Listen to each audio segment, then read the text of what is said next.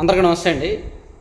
2 రోజుల నుంచి నిన్నగాక మొన్న నుంచి కూడా అంటే సీఎం జగన్మోహన్ రెడ్డి గారు ఐపాక్ ప్రతినిధులతో మీటింగ్ పెట్టుకొని ఒక సెల్ఫీ దిగారు. ఆ సెల్ఫీ బయటకు వచ్చింది, మీడియాలో బాగా సర్క్యులేట్ అయింది. సో ఆ సెల్ఫీలో జగన్మోహన్ రెడ్డి గారు వెనక ఉన్న ఐపాక్ ప్రతినిధుల ఫోటోలు గతంలో ఎక్కడో చూసినట్టుంది అని చూసే క్రమంలో వైజాగ్లో జరిగిన గ్లోబల్ ఇన్వెస్టర్స్ సమ్మిట్లో కొంతమంది సూట్లు బూట్లు వేసుకొని వచ్చారు. సో వాళ్ళ ఫోటోలు వీళ్ళ ఫోటోలు మ్యాచ్ అవుతున్నాయి, సేమ్ అదే. సో అప్పటి నుంచి అంటే మొన్నటి నుంచి కూడా వైఎస్ఆర్ కాంగ్రెస్ పార్టీ మీద ఒక పెద్ద విషయంలో ట్రోల్స్ జరుగుతున్నాయి. ఐపాక్లో ఉన్న పెయిడ్ ఆర్టిస్టులే ఆ రోజు గ్లోబల్ ఇన్వెస్టర్స్ సమ్మిట్లో పెట్టుబడిదారులుగా వచ్చారు, వాళ్ళే వీళ్ళు వీళ్ళే వాళ్ళు. సో ఐపాక్ వాళ్ళు ఇదంతా డ్రామా, ఇదంతా గేమ్ అని చెప్పి జరుగుతుంది. మీరు అంటే దాని మీద వీడియో చేయండి అని నన్ను అడుగుతున్నారు. అసలు విశాఖపట్నంలో జరిగిన గ్లోబల్ ఇన్వెస్టర్స్ సమ్మిటే ఒక రియాలిటీ షో అని నేను అప్పుడే చెప్పాను.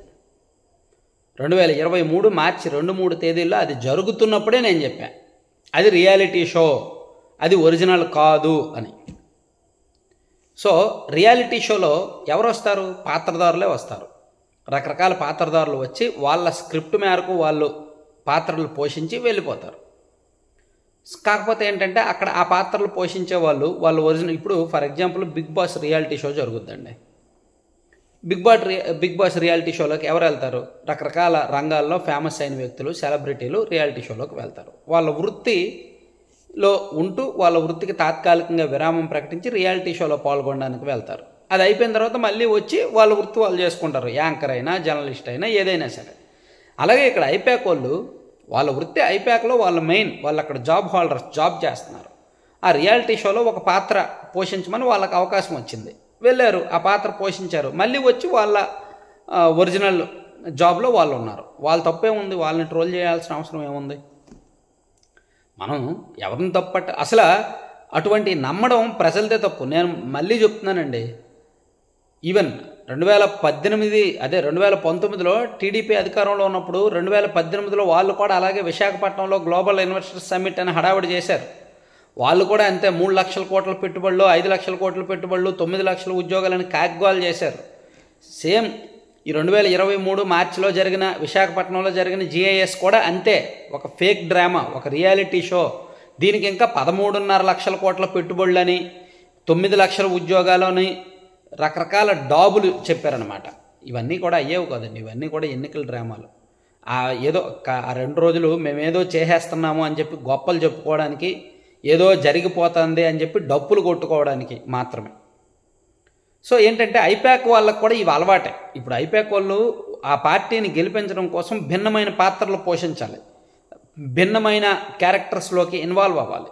మరి ఐపాక్ వాళ్ళకి అది తప్పదు, ఎందుకంటే ఆ పార్టీతో కాంట్రాక్ట్, వాళ్ళు ఆ పార్టీని గెలిపించాలనుకుంటున్నారు, గెలిపించడానికి ఏదైనా చేయాలి. అలాగే ఏదో మీకు కూడా టైమ్స్ నౌ సర్వే, నేను చాలా సందర్భాల్లో చెప్పా, టైమ్స్ నౌ అనే వాళ్ళు సర్వేలు రిలీజ్ చేస్తూ ఉంటారు నెలకొకసారి. వైసీపీకి 24 లేదా 25 ఎంపీ సీట్లు, 24 లేదా 25 ఎంపీ సీట్లని ప్రతి నెల చెప్తూనే ఉంటారు. చూడండి, ఎంసెట్ లేదా AIEEE IIT ర్యాంకులు వస్తున్నప్పుడు నారాయణ 1, 2, 3, నారాయణ, శ్రీ చైతన్య 4, 5, అలా నారాయణ శ్రీ చైతన్య యాడ్లు వస్తాయి కదా.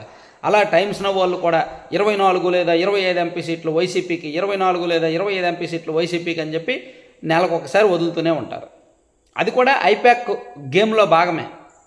ఎందుకంటే నేను అప్పుడు చాలా సందర్భాల్లో చెప్పా, టైమ్స్ నౌలో పనిచేస్తున్న కీలక విభాగంలో ఉన్న రిప్రజెంటేటివ్ ఐపాక్లో కీలకమైన స్థానంలో ఉన్నారు. ఇద్దరికి కూడా కంబైన్డ్గా కొన్ని లింక్స్ ఉన్నాయి. సో దానిలో భాగంగా ఐపాక్ వాళ్ళే టైమ్స్ నౌ వాళ్ళతో డీల్ చేసుకొని ఆ సర్వేలు అవి వదిలిస్తున్నారు అని నేను చాలా సందర్భాల్లో చెప్పాను. సో ఇక్కడ ఐపాక్ స్క్రిప్ట్ ప్రకారం ఇటువంటివన్నీ జరుగుతుంటాయి. ఆ పార్టీని, వైసీపీని గెలిపించడం కోసం వాళ్ళు ఏదైనా చేస్తారు, ఎన్నైనా చేస్తారు. దానిలో భాగంగా ఇది నమ్మినందుకు మన రాష్ట్ర ప్రజలకు ఉండాలి. ఇప్పుడు వైసీపీకి 105, 110 సీట్లు వచ్చినా ఆశ్చర్యపోక్కర్లా, అంటే జనం నమ్మారని అర్థం. వైసీపీకి 105, 110 సీట్లు వచ్చి మళ్ళీ గవర్నమెంట్ ఫామ్ చేసింది అనుకోండి, అక్కడ మనం ఐపాక్ని మెచ్చుకోవాలి. చూడు ఎంత చేసి మళ్ళీ గెలిపించారు అని. మళ్ళీ జగన్మోహన్ రెడ్డి గారిని మెచ్చుకోవాలి, సార్ ఎలా నమ్మించారు సార్ ప్రజల్ని అని. సో అక్కడ నమ్మిన వాళ్ళది ఉంటుంది అన్నమాట. సో అంటే నేను చాలా సూటిగా స్పష్టంగా చెప్పాను. ఇంతకన్నా డైరెక్ట్గా ఎవరు చెప్పలేరు అని నేను అనుకుంటున్నా. సో ఇటువంటి ఫోటోలు వచ్చినప్పుడు ఎవరి కాళ్ళు అలర్ట్గా అయ్యి మనం ఎటువంటి పరిస్థితుల్లో ఉన్నామని మన మొహం మీద మనం చూసి జాలిపడడం తప్ప, వీలైతే మీ ఇంట్లో ఒక అద్దం పెట్టుకోండి, అద్దం పక్కన ఆంధ్రప్రదేశ్ మ్యాప్ పెట్టుకోండి, అద్దంలో మిమ్మల్ని మీరు చూసి జాలిపడండి, ఆ పక్కన ఆంధ్రప్రదేశ్ మ్యాప్ చూసి జాలిపడండి. అంతకుమించి ఇంక మనం చేసేది ఏమీ లేదు. Thank you.